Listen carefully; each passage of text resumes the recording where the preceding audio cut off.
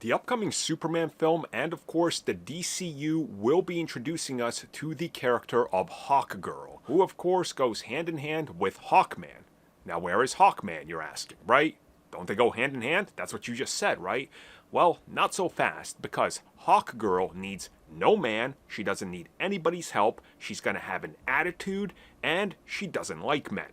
Okay, so only one of these is true, but somehow from one of these, people literally took this and made it into something it's not because, hey, got a grift.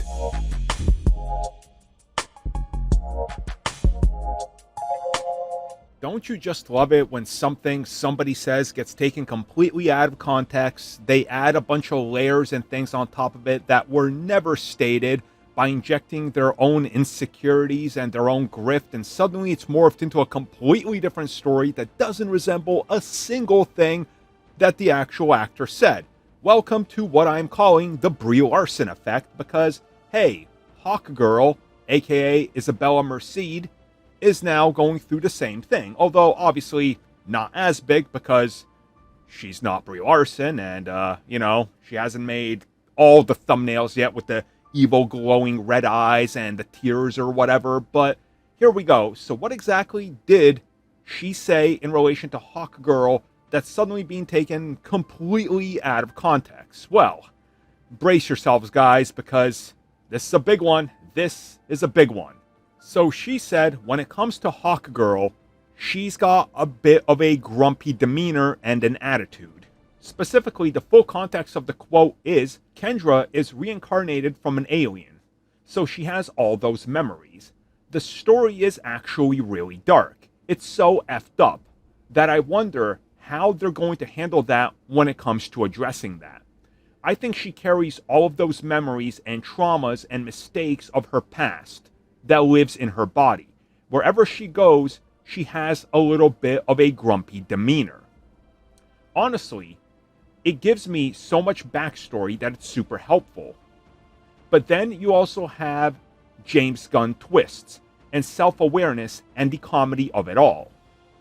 It gives me the opportunity to sort of make light of my trauma, and that's what I do all the time.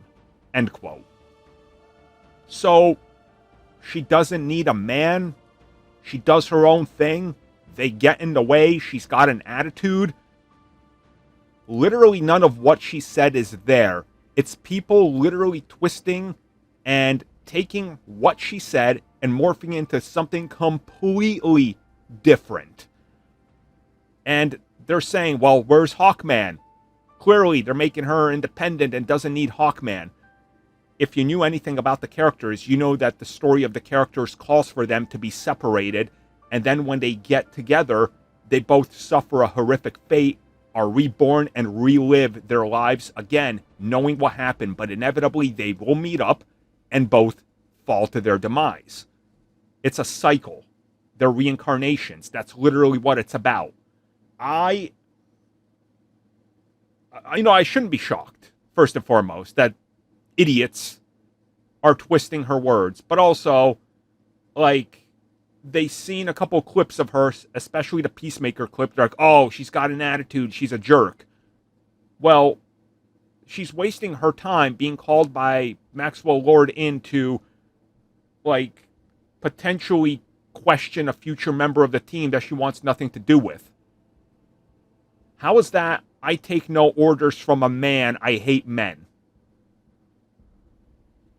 Some of y'all are really still auditioning to be Mr. Fantastic, and it shows. Thank you for checking out that video, and thank you for your continued support. Feel free to like, share, subscribe, do whatever you will, and if you're so inclined and would like some additional content from us, which includes unfiltered content and bonus discussions, we do offer exclusively in our member section. We hope to see you there. So thank you for watching, and have a good one.